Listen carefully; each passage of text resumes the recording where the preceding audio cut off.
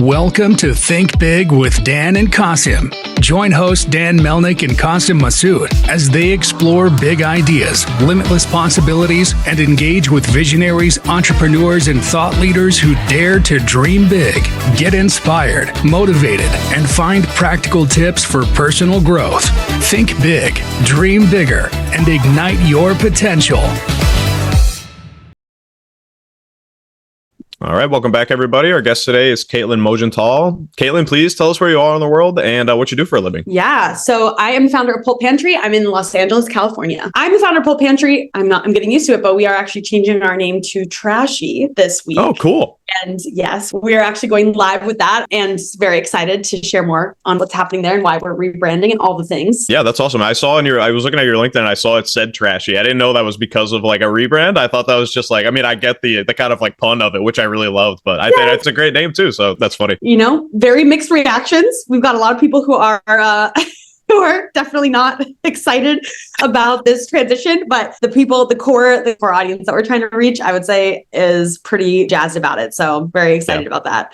I love it. That's awesome. So I'm just curious, could you tell us a little bit about your background and, what got you interested in this space? I know upcycling is kind of the core of your business and how you got started with like developing this product. So can you tell us a little background about, how you got interested in this space? Yeah. So I was an environmental science major in college and really thought I was going to go into a hard science degree. Really my motivation for getting involved with really the climate movement was, I saw An Inconvenient Truth in 8th grade. And I'm not going to lie, like ever since that film, I just got so passionate about climate crisis and feeling like there wasn't enough of a call to action for, I think, just everyday people to be part of this issue that is going to transform so many of our lives and really impact so many of our lives and impact my generation and generations to come. So, it was really interesting because actually when the idea for Pulp Pantry came about, I had been dealing with a lot of frustration being in the climate space and, being in kind of the sciences and seeing, when you get into the science, a career in science, sometimes like the research you're doing, I remember someone bragging about a Nature article that was like one of the most well shared articles. And it was only like 300 reposts or something by press. And I was like, man, it's just so crazy that, as everyday consumers and the general population, we just don't have that much connection to science and to what's happening with kind of scientific research and new innovations in climate. And the same thing was happening in the environmental, I would say, nonprofit space, right? In advocacy and activism. I feel like there was just a big disconnect. I was interning for Environment California and, my job was to stand on the side of the road with a sign that said, honk if you love solar. And, it's just one of those things where I realized I was like, what is really the impact? Like, how are we really reaching everyday people? Because at the end of the day, that's the only way we're going to make a big shift in this movement is transforming kind of everyday consumers from what is a linear consumption model to being really more mindful about buying, consuming in a way that can help us to ease into kind of this new, I would say, more climate conscious circular economy. And so that's what I got really excited about starting a business in the space, because I think brands are the new currency in a lot of ways. Like we are media companies and we have the tools to generate awareness for, and especially as mission-based brands, like generate awareness, not only for,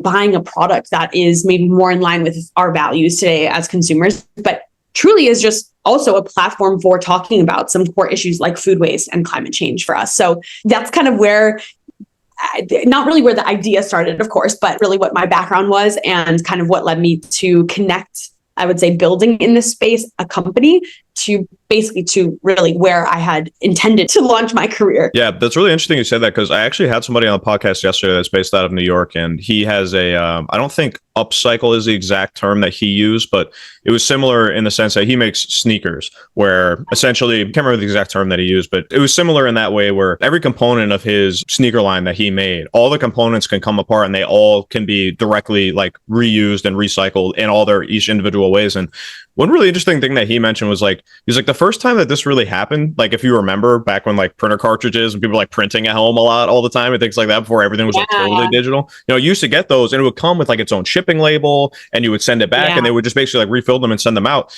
And he kind of had the same notion with what he was doing, which was basically using a brand and using consumer marketing to have like open a conversation and educate and discuss is one of the best ways you can do it, because trying to connect consumers, like you say, directly with, academia academia and like academic articles or like things are just very like dense and scientific can be really difficult. So I think it's an important perspective for like young entrepreneurs. They're really interested and have these passions. I want to, be a part of this kind of movement. It's one of the best ways that you can do it. So I think it's really amazing. And I obviously applaud you for that. Both of you guys that I've spoken to. And I think it's going to really help in getting people's eyes on things like this. So can you tell me a little more about, obviously your background makes perfect sense with, what you did as your major and obviously your passion for this type of work and visibility of it. So what kind of led you to like the more specific brand with, what the product ended up, becoming? I'm sure, some of it was kind of, I'm sure maybe circumstantial. It's like, usually, or maybe it wasn't, maybe you like had this idea and this is exactly what you wanted to do. But tell me a little bit more about how you went from these, like turn this passion into brand and developing a product and having so much success like you've had. No, actually, I mean,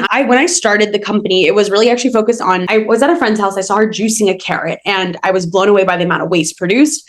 I had been working in nonprofits, like I said, but I was working specifically at an urban elementary school garden, a Title I school where kids were on the free breakfast, free lunch program offered through the LA Unified School District. And what was really frustrating for me was I was noticing pizza sauce, French fries counted as your daily vegetable. And like kids were getting muffins, these sugar-laden, refined starch muffins with really no nutritional value. And as teachers, we would always talk about, oh my gosh, like our students are struggling in school. Community health outcomes are struggling. Like this is all connected back to food and it's all connected back to access to healthy food resources. So it was just really interesting because basically through that journey and that process, that connection moment of, oh my gosh, I'm working in a school district where kids are struggling to access healthy, nutritious food resources. And yet in the garden, we're growing food from scratch. We're teaching kids how to cook and they're getting really engaged and actually being a part of this healthy eating journey because they're feeling empowered and excited about having taken ownership, over that aspect. Then I was going to, my friend's house, seeing her juicing a carrot. She had driven off campus a bunch of miles to go get some organic produce,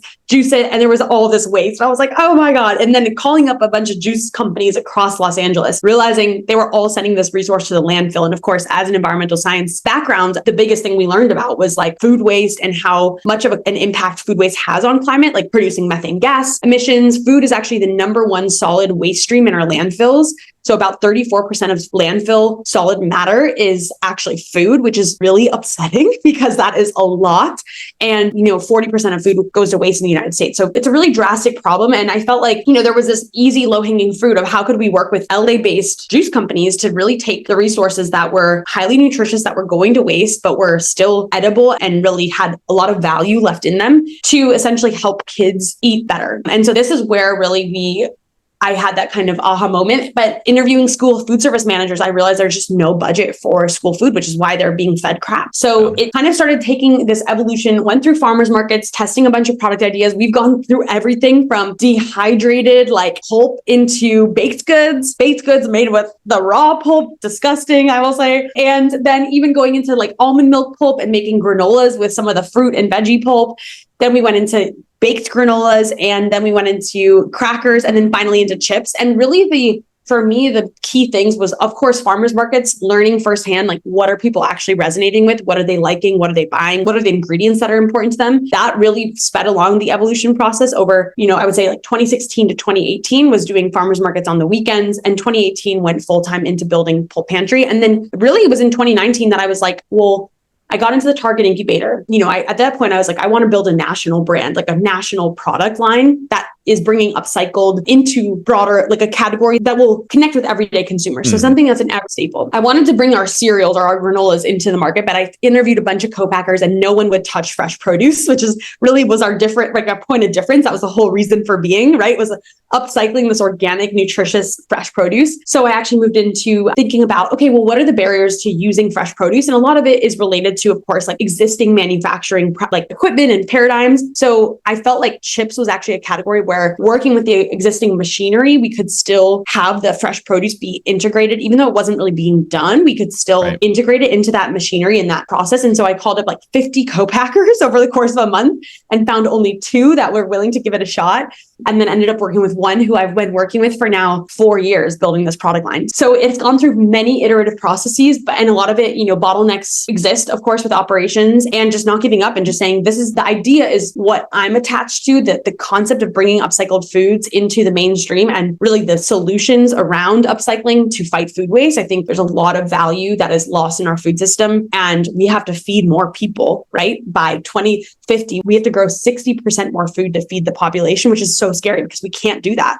And I think underlying the main thing is, well, before we even think about clearing more land to grow food, why don't we think about solving a really problematic issue such as food waste and using those resources that are, recouping those resources that are lost to feed humanity? So that's what's always been kind of the common through line, is that concept. And then it's like, whatever product we can attach this to that's going to achieve our goals, great. And I think the chip category it's competitive, it's really hard, but everyone connects around salty snacks. Like 94% of Americans consume salty snacks every week. So that's kind of the cool opportunity, right? It's like people are looking for better for you options in this category, and we want to make it a sustainable, healthier option, the fun, better choice. I'm excited about that. Yeah, that's amazing. And that was going to be actually my next question, was kind of around what efforts you had to go through and if you had any struggles with finding like manufacturing partners doing something like this. So I know you said you've been through like 50 to 60 and you found one finally. What were kind of like some of the holdups for a lot of the folks that you talked to as manufacturing partners? Like what was their kind of specific worry with doing it this way? I think starting as a young brand,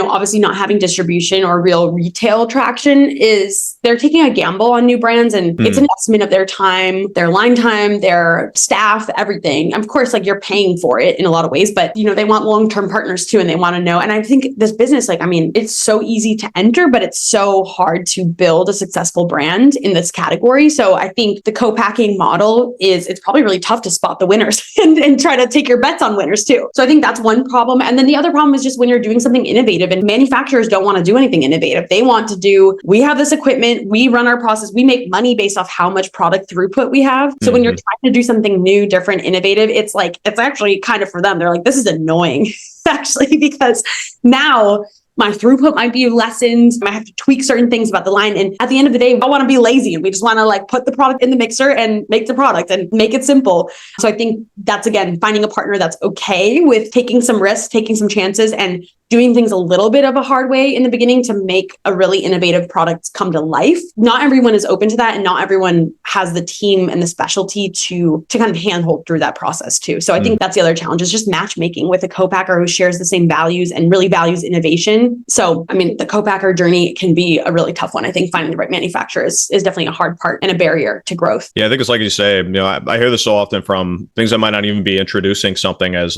new of a process as working with upcycled processes like this with pulps and things. And I think the barrier to entry with those partnerships is kind of hard already with a new brand, and then having an entirely different processes can obviously make that even more difficult. But yeah, that's really interesting because you think about this kind of push for commercializing a movement this way, which is really what we're doing with using marketing to educate and do things in this with this kind of movement and environmentalism. I think these are really important steps that people should hear as young entrepreneurs that might be looking to use their brand as a platform to educate and innovate towards environmentalism. Is it might take you a few extra steps, but to building these connections, it's going to grow over time. There's going to become more connections. There's going to be more of a community of people willing to take extra steps for the sake of this movement. So I think it's really important for people to hear. And yeah, that's amazing. So yeah, I want to ask you too. I know you mentioned you started in the Target incubator. So what has kind of been your breakdown with, since you've had obviously great success, how much are you doing on kind of the wholesale side of things versus any other channels? Do you exist on Amazon? Or are you doing, how much direct to consumer are you doing? Yeah.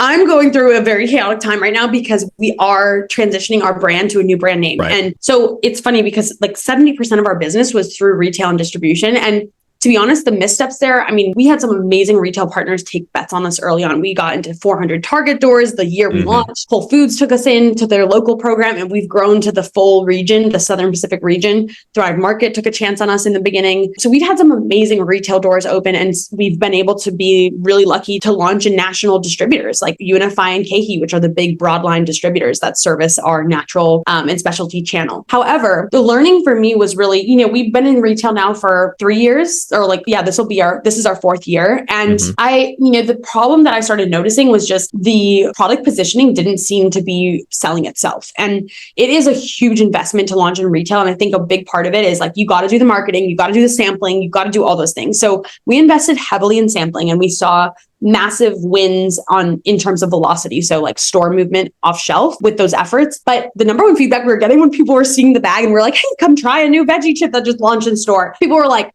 pulp chips?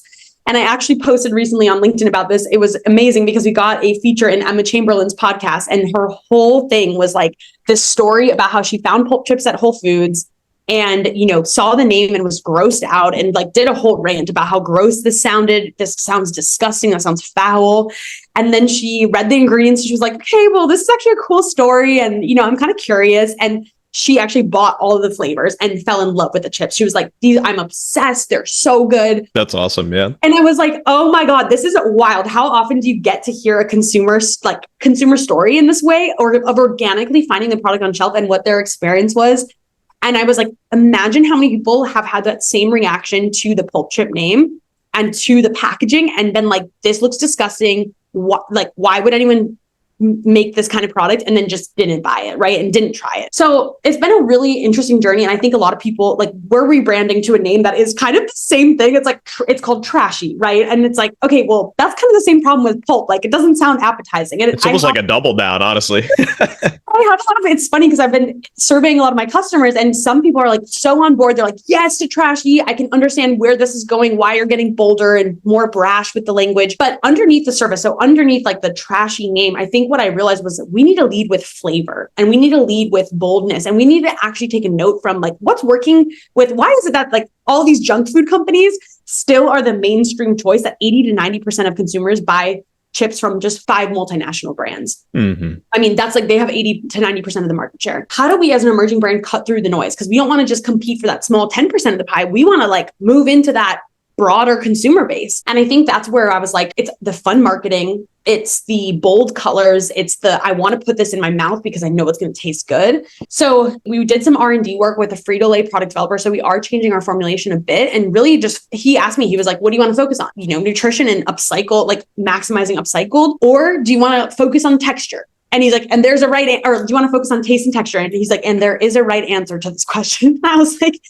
yeah, taste and texture. And he goes, great, because you cannot win with all of the sustainable things you're doing, all the amazing things you're doing. You can't win unless you have an amazing tasting product and amazing texture. So we did some work with him, which I'm really excited about. And it kind of made sense. We're like, we're going to have to change the packaging anyways with the formulation changes. So let's go into it. And then Trashy, so I guess on the packaging front, I realized retail was not working for us. It wasn't scalable unless we were really investing heavily in sampling with our current packaging.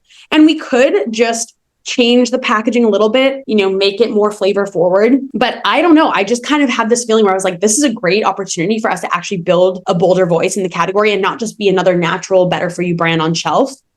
So we really went all in and just were like, let's do a full rebrand and let's give this another try, given the learnings of the past couple of years, which I'm super excited about, because I feel like as a founder, you also are doing things just to stay in the game and be able to not burn out. And I feel like this is a creative renaissance for me as well, and one that I'm really excited about. But anyways, Trashy. So focusing on the flavor, jalapeno lime chips is the new product name instead of pulp chips. So really focusing on flavor, right? And we'll have barbecue chips, we'll have salt vinegar, we'll have sea salt. And then the last part of it is, well, this brand name, it's for us, it's really capturing the cultural moment and the cultural like inferences of what Trashy means. And I think that so then a visceral pulp that makes me think of like a food immediately. So again, this is a big experiment. We'll see what happens. And I'm really excited to take a step back from retail and focus on direct to consumer, focus on Amazon, focus on Thrive Market, focus on those online marketplaces where we can really have a direct connection to see what consumers are saying. How are they reviewing the product? What needs to be improved? How is our messaging connecting on social? And use that momentum to drive into retail. Yeah, it's so interesting. Just the angle thinking of like going from being very like message forward and like, transparency forward to how like the things are made, like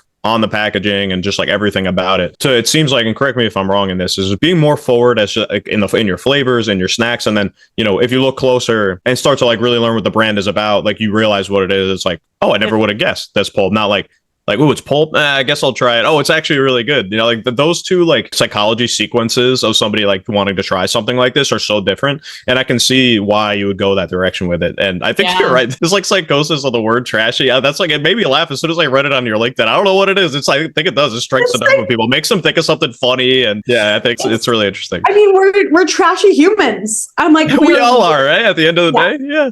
We're all trashy. And it is funny because I think it's like, there's definitely the pushback is coming from like an older demographic of consumers who came to us, a lot of them from Shark Tank, right? Like A lot of our customers ended up being over 60 from Shark Tank, which is so interesting. That wasn't really the demographic that I felt like was going to resonate most with what we were doing. But it is really interesting because I will say, like, I have noticed that like the people who it is resonating with, well, those are the people that are the young, like kind of millennial Gen Z consumers, and especially women that we're trying to connect with. I think 70% of our consumers are women.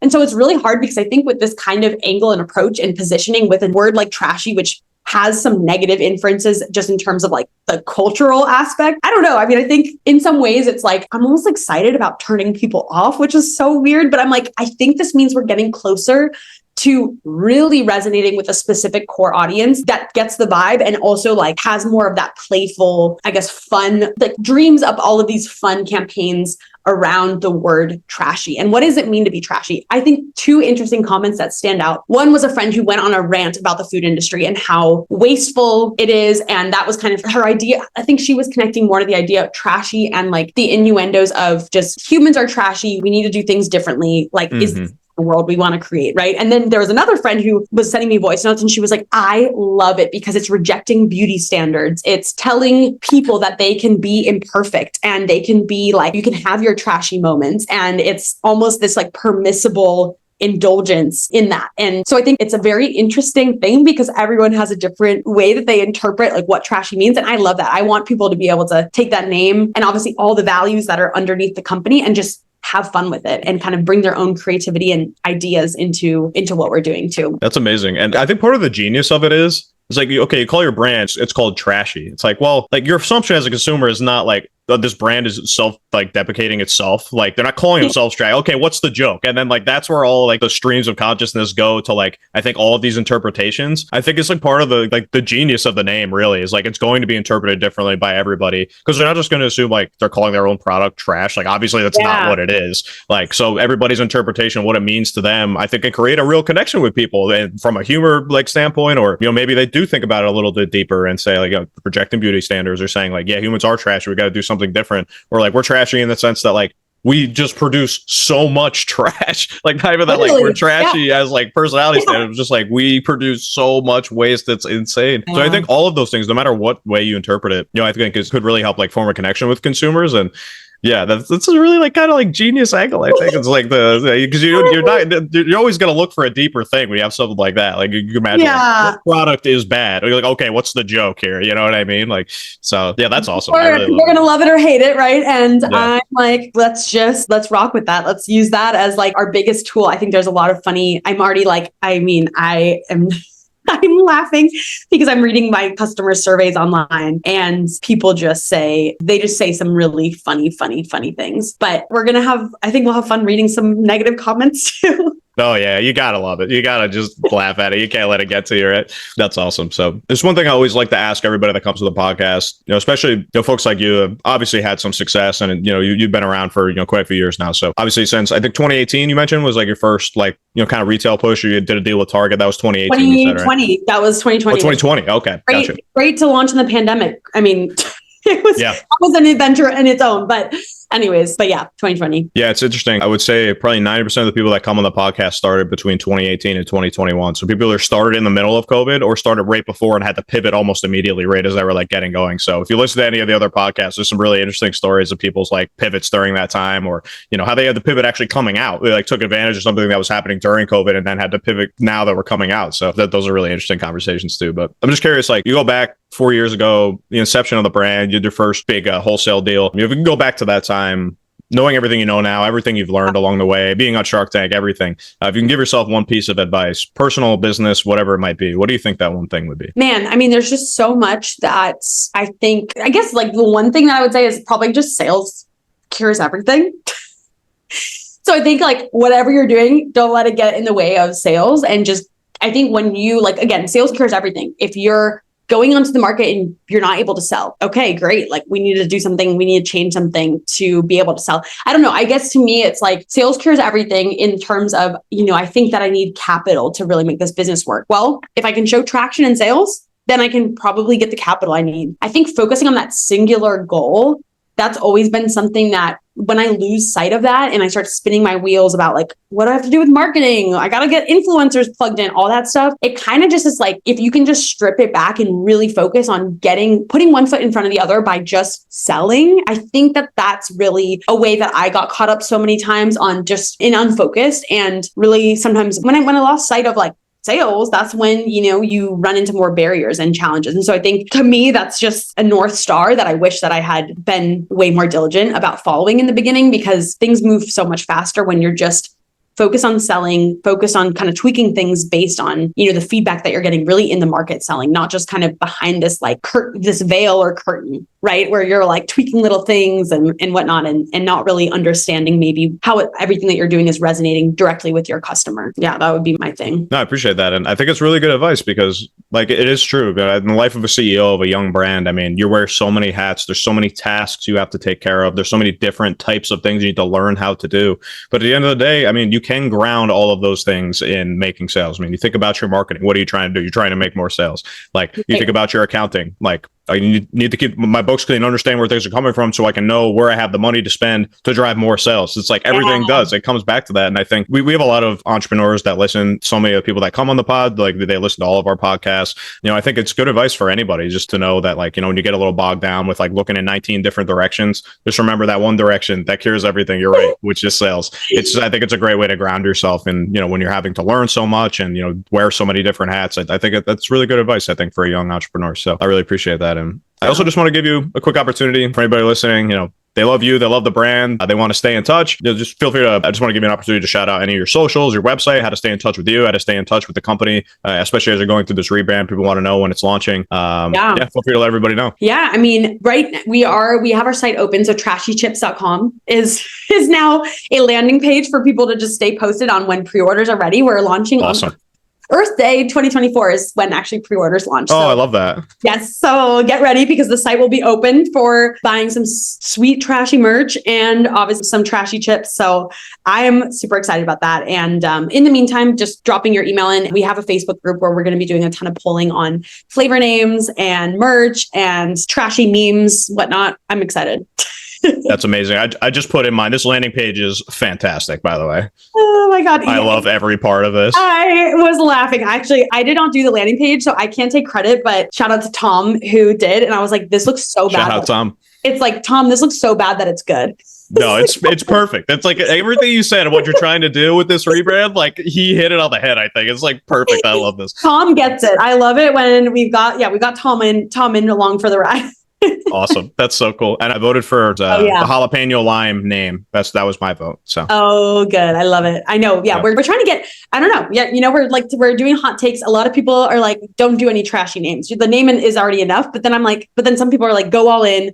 Make the names definitely go all in. I'd say, yeah, I love it. It's awesome. Kaitlin, I want to say thank you again. I really appreciate you coming on. It was a great conversation. I think it's very illuminating in so many ways. There's so many people out there concerned with environmentalism and the climate crisis that trying to find out the best ways that they can support this movement and get involved themselves. I think entrepreneurship is one of the best ways to do it, honestly, to get the most eyes on messaging and education in this way. So I really appreciate it. Thank you so much, Joe, for having me on. Absolutely. All right. Thanks, Kaitlin. Thanks, everybody.